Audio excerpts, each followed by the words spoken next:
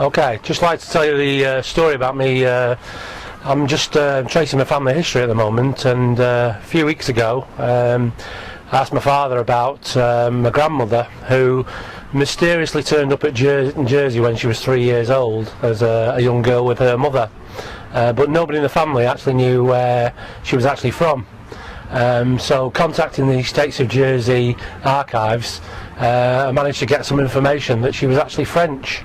And she was actually born in Brittany on the north coast. So I'm very excited about that because I'm very proud of my French heritage and a little bit of French blood inside me, to such an extent I've actually bought a French farmhouse. Now own a French farmhouse about 4 years ago.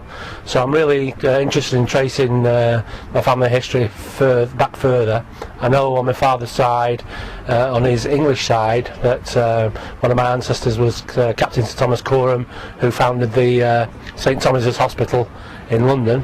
But it was really interesting to find out where my grandma was actually from in France. So me and my wife plan to visit there sometime in later on this year to go and spend a few days there and see if there's any family that we can actually trace from way back in the early 1900s. So that's really exciting. So that's something we're planning for our next trip, so I'm really looking forward to that. Well, it was a couple of weeks ago, like somebody just mentioned that there was 2 teams in Manchester. Well, considering that I come from Preston, I had to burst out laughing for the simple reason was both teams got beaten. So I went up to one person who we knew. I thought, I've got to keep the same level going, sort of thing. So I just turned around and I went, oh well.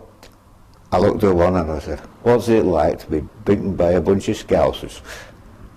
Which didn't go down very well until I turned around to his mate, who were a City fan, and turned around and said, what's it like to be beaten by a bunch of soft Southerners instead? I knew that were coming. I said, how do you know that were coming? He said, because I saw what team you support, and yours is North End, and yours has never been beaten. And unfortunately, after I come out with that comment, they've never won since, so that's about all I can say about that. I'll tell you a very short story about something that happened to me in 1973 when I was 13, and my pal Aileen Hamilton was 13, and we were real terrors, real street kids, smoking, and hanging about the streets, a bit of graffiti. We were real little monsters actually. But anyway, we went into Glasgow one day and we needed Steiner hair dye, which was a powder that you put in your hair and it gave you grey streaks.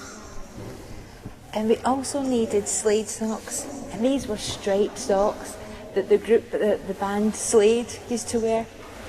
So you couldn't go out with it silver streaks. You couldn't go out. You needed these socks. Oh, you weren't in the gang, you were only part of it. So we had 50 pence between us, which was quite a lot of money. You could buy a single in those days, but we went into Glasgow. Myself and Aileen, a girl called Morag, and another girl called Joan, all but the same age, 73. And we decided we were going to nick this stuff. We went out with the intent of shoplifting, 13 years old. And it was dead thrilling and exciting, but really scary. So we split up. 2 friends went one way, Aileen and I went into a shop called Lewis's, which is a huge big department store at the time, very much like Marks and Spencer's. We walked up and down, and we saw the Slade socks, and we saw the hair dye. So it was one or the other, and we decided to nick these things. So we looked about, checking for store detectives and stuff, and we thought, nobody can see us, and we got the hair dye, and we stopped it down our knickers, basically. Aileen had the Slade socks, and she'd put them somewhere, and we made for the door. Now, it's Saturday afternoon, these department stores are absolutely mobbed, so we were crushed. And we're quite small, we're pushing our way through these adults, and we just get outside the door, and I swear to God, it was the store detectives, and they took us away. and they called the police. And I can remember we sat crying and crying, begging them not to call the police, just to let us go. We'd do anything. We'd be good. We'd become Christians. We'd never smoke. But no, the police came, and they took us away. They didn't handcuff us, but they put us into this just this big police van with darkened out windows, so we could see people in the street, but they couldn't see us. And we were taken to this really old jail.